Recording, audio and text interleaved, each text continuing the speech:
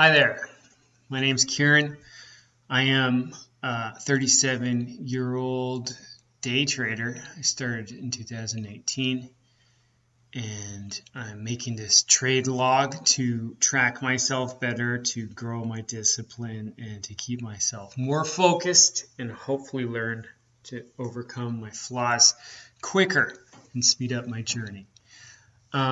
What I do outside of trading, I work as an online IELTS speaking coach. I coach people to pass the IELTS exam, which is what they need to immigrate to English-speaking countries or to continue some kind of higher education. And I'm pretty proud of my results in the last few years. 86% of my students have increased their score, nearly half by almost a whole point, which is a lot in terms of the exam. And of course, in any kind of performance exam, some people won't pass. These people who did not, they're great students. They probably just need to continue studying. My journey to date. So yeah, I started in 2018. I started with a Sykes challenge. In hindsight, it was probably overpriced for what it was, but a consequences of that is that I studied a lot before I started, about 6 months. And this is my first year, more or less. What happened? Placed my first trade in March, I think. Yep. Pretty much lost money for the first little while, and then once OTC weed stocks started to go crazy, I started to make decent money shorting the overextended ones. And then I had my first big loss here in September. I tried to dip by GRNQ, which was a promotional wheat stock, and it never bounced. Lost about 30% of my account. Since then, I joined Investors Underground. I learned a lot there. In terms of growing my account, I started with two $10,000 accounts, one at IB, one at Trade Zero. And last year, I actually was kind of proud to pay a lot in taxes. For me, a lot, and did that, kept grinding my account up, and then last week I lost 40% of my account shorting CEI 1 day early and the day of the big collapse. And that brings me to why I'm doing this.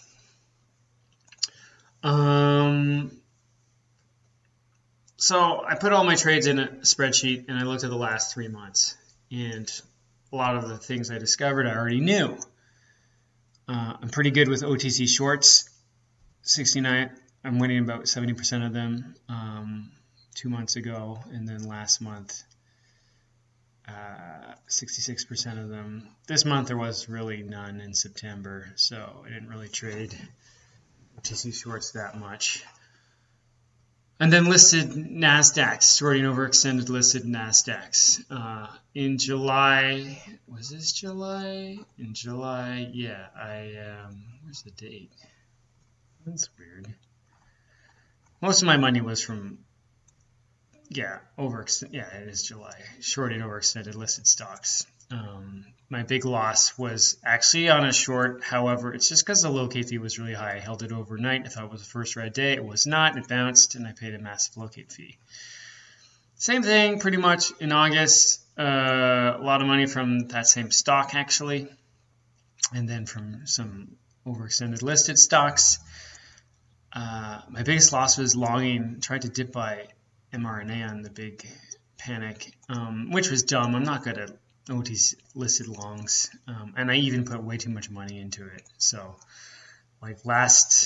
this is August, and I won 0 on longs, and I think even in July I won 0 on longs. I didn't have a lot of them, but it's just, I know I'm good at OTC breakouts. Other than that, I'm trash at these.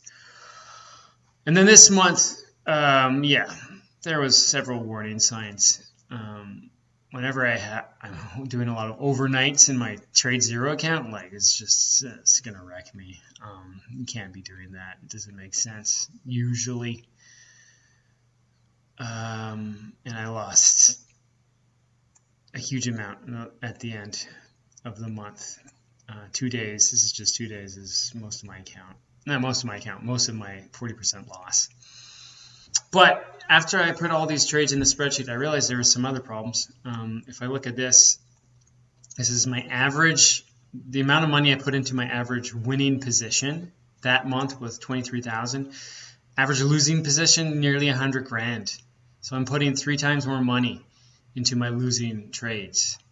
Same thing in August, 21,000 into winning trades, 86,000 into losing trades, and same thing in September. So despite the fact that July and August were relatively good months for me, I'm always putting more money into my losing trades, which is kind of disheartening to see. So moving forward, I decided I was going to change a few things. Risks rule. I'm going back to my 1% max loss rule. That's the amount I will allow myself to lose in a day. If it's an A plus setup, I might move that up to 2. All trades, if they're not A plus or patterns they're good at, I will trade $5,000 max to help me keep my losses down. And then this is probably the biggest thing, is 1 to 2 entries or stop after 11:30. So I will allow myself 1 to 2 attempts on a trade, and after 10:30 to 11:30, I'll just stop trading the stock completely, because after that I generally just lose. CEI is a really good example of that. This is what I always do on this day here before the big blow off. Can I just get this guy out?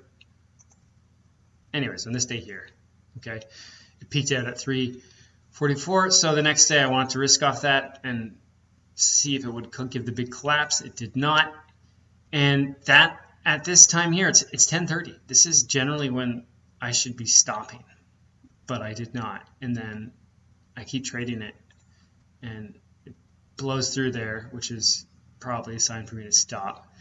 And then I keep trading it, and it blows through there, and I keep trading it, and I just lose on it all day, you know. And that's how I took my big loss. And of course I stopped right before the collapse. So those are the big changes I want to make in terms of my risk management. Routines.